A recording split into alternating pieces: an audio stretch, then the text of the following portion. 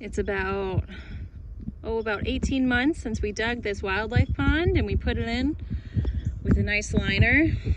It doesn't have a pump, but it supports so much wildlife. Right now we just refilled it. It's in a pretty dry part of the year. We're in about May.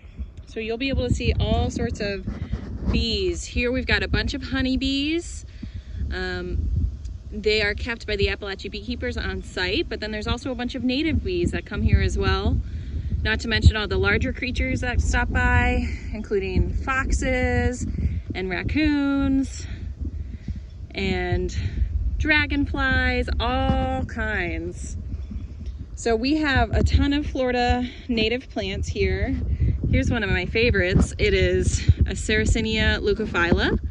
And that is one of our native pitcher plants. We're really lucky. We've got lots of blooms on these this year. This right here is its bloom.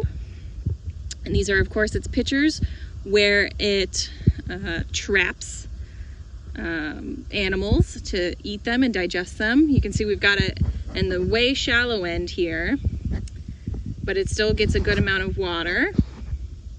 You can see all of this kind of green mucky stuff on the top is actually a really beneficial plant. We have some duckweed here, but we also have mixed in there is another carnivorous plant called Utricularia, and that helps to oxygenate the water, but it also eats some really small organisms.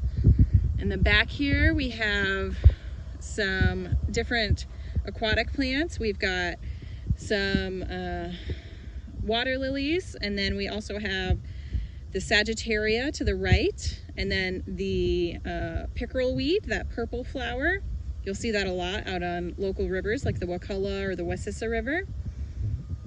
And what we found is that by having lots of small, shallow places and then some nice deep places, the deepest spots are probably where that Sagittaria is that we have a great diversity of plants and animals. There's some stuff that has cropped up here that we didn't plant.